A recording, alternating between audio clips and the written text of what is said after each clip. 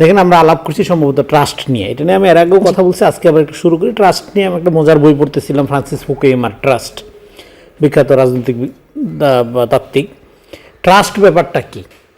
ধরেন আমি আপনাকে ট্রাস্ট করব, কিভাবে করব?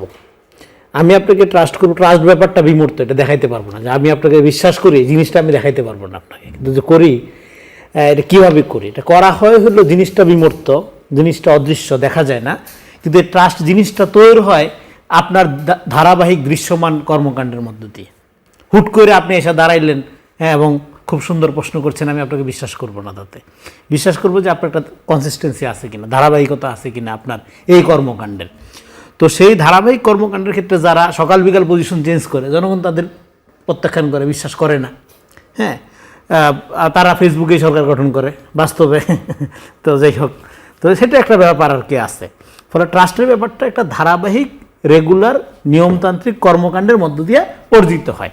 এখন এই যে 2.5 মাসের সরকার জন আস্থা অর্জন করতে কোথায় গেল? হ্যাঁ, এই যে আমরা এই জায়গায় আসছি, জন আস্থা অর্জন, 2.5 মাসে জন আস্থা অর্জনের মতো কোনো কারণ নাই। কেন খুব একটা বলার মতন সময়ও না। কেন কারণ নাই আমি আপনাকে বলি। আপনি দেখেন এই সরকার এখন আমরা যে বাস্তবতার মধ্যে আসছি, ধরেন 2.5 মাসে এই সরকারের মূল্যায়নের আগে আপনাকে 18 মাসের হিসাবটা আগে দিই। 18 মাসের যে সরকারটা আমরা পাইছিলাম, এটা গরম গরম সরকার, বিপ্লব, তথাকথিত বিপ্লব বলা যায়, যেটা গণ অভ্যুত্থান। হ্যাঁ, গণ অভ্যুত্থানের মধ্য দিয়ে গঠিত একটা সরকার। সেই সরকার যে জিনিসটা করার ব্যাপারে কারো কোনো দ্বিমত ছিল না, পুলিশ সংস্কার, সেটা করে নাই কেন?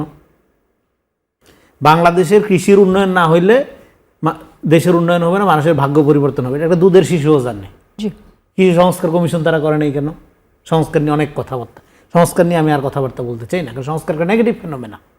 হ্যাঁ, সংস্কার 111 থেকে আমরা শুনতেছি।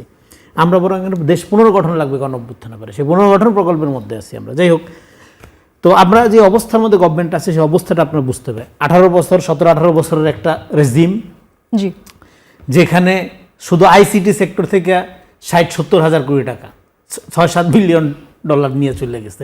দৃশ্যমান কিছু হয় নাই। পাইছেন আপনি কি? ডিজিটাল বাংলাদেশ, একটা নাম নাই। $6-7 বিলিয়ন একটা সেক্টরের কথা বললাম। আপনার প্রায় 15 থেকে 16 বিলিয়ন ব্যবসার নামে পাচার হয়ে গেছে। আপনার লোকাল ইকোনমির অবস্থা বাজে। 18 মাসে অর্থনৈতিক সংস্কারের নামে অস্থিরতা তৈরি করা হয়েছে। একটা গভর্নর আইসা বলতেছে অমুক ব্যাংকগুলো দুর্বল, মানুষ দুমদাম টাকা উঠে নিয়ে গেছে। সে ব্যাংকগুলো নিয়ে এখন আপনার গভর্নমেন্ট সেগুলো কীভাবে অ্যাকুমুলেট করে সেটা সে স্ট্রাগল করছে। সো 17 বছর এবং 18 মাসের একটা অস্থিরতা চেষ্টা করছে গভর্নমেন্ট অনেকগুলো জায়গায় ইনিশিয়েটিভ নিতে, কিন্তু সেটা পারেনি গভর্নমেন্ট। কারণ সেই চেষ্টাগুলো ছিল বায়বীয় ধারণা প্রসূত চেষ্টা, মাঠের রিয়েলিটির সাথে তাদের কোনো সংযোগ ছিল না। কারণ বেশিরভাগ লোকই আসছে নিউ ইয়র্ক, লন্ডন থেকে। হ্যাঁ, প্রতিভা নিউ ইয়র্ক, লন্ডনে থাকে, এই কথা আমরা বিশ্বাস করি না। এটা ব্রিটিশরা বিশ্বাস করতো, সমস্ত প্রতিভা ব্রিটেনে থাকে। আমরা এটা বিশ্বাস করি না। এই কলোনিয়াল এই দাসত্ব আমাদের মধ্যে নেই। প্র্যাকটিক্যাল সমস্যা সমাধানের ব্যাপারে যেহেতু তাদের ল্যাক অফ এক্সপিরিয়েন্স এবং পলিটিক্যাল কমিটমেন্টের ঘাটতি ছিল, এবং যে লোকগুলো দায়িত্ব পালন করছে 2-1 বাদে সংখ্যায় 2% বেশি হবে না, যে গণ অভ্যুত্থানের সাথে কোনো সম্পর্ক ছিল তাদের, কোনো সম্পর্ক ছিল না গণ অভ্যুত্থানের সাথে তাদের। এবং এই গণ অভ্যুত্থান না হইলেও হাসিনা তাদের জেল জুলুম ফাঁসি দিত এমন কোনো সম্ভাবনা ছিল না।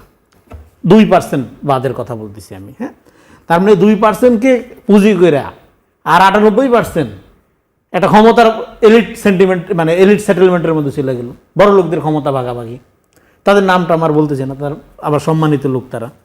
ফলে জনগণের পয়েন্ট অফ ভিউ থেকে দেখলে আসলেই এই 2.5 মাসে আশাবাদী বা ট্রাস্ট ফেরার মতো প্র্যাকটিক্যাল কোনো কাজ নাই। এবং প্র্যাকটিক্যাল কাজ আমি যেই ইস্যুগুলো বললাম, এগুলো মানে রাতারাতি করার মতো কোনো ম্যাজিক কোনো সরকারের হাতে থাকার কথা না। আমার ধারণা এই সরকারের হাতেও নেই। তাহলে কী করতে হবে? এই সরকারকে আগে স্বাভাবিক অবস্থা ফিরে আনতে হবে, পরে আপনি চাঁদে যায়েন, অসুবিধা নেই।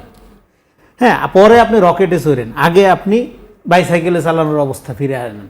আগে আমাদের জিডিপির যে বাজে অবস্থা, যে ডাউনগ্রেডিং অবস্থা, এটাকে আপনি রিস্টোর করেন, ঠিক করেন, কর্মসংস্থান ঠিক করেন। বাজার রুরাল ইকোনমিতে টাকা নেই, মানুষের এই হাহাকার, এটা আগে বন্ধ করেন। তারপরে হলে আপনি অগ্রগতির যে জায়গাটা, হ্যাঁ, আমরা যে জায়গাগুলো এই জায়গায় বলি, সেই জায়গায় যাওয়ার প্ল্যান করতে হবে। কারণ আপনি যদি ধরেন বরিশাল যাবেন, কিন্তু আপনি সদরঘাটি যাওয়ার মতো অবস্থা না থাকে, তাহলে আপনি বরিশাল যাবেন কিভাবে? তো ফলে আমাদের এখন যে অবস্থাটা হচ্ছে, আগে স্ট্যাবিলিটি দরকার, আগের অবস্থায় আনা দরকার। হ্যাঁ, এই দারিদ্রতা ডে বাই ডে বাড়তেছে, জি, তারপরে হয়তো তারপরে সরকারের যে কার্যক্রম আছে সেটাতে আপনারা এরকম বলছেন একটা যে অবস্থার মধ্যে থেকে আপনি যখন একটা 2.5 মাসের সরকারের মূল্যায়নের কথা বলেন, ডেফিনেটলি এটার এই মূল্যায়নের ক্ষেত্রে নেগেটিভ মার্ক দেওয়া ছাড়া আর কোনো অপশন কারো হাতে অনেক নেই। অনেক ধন্যবাদ।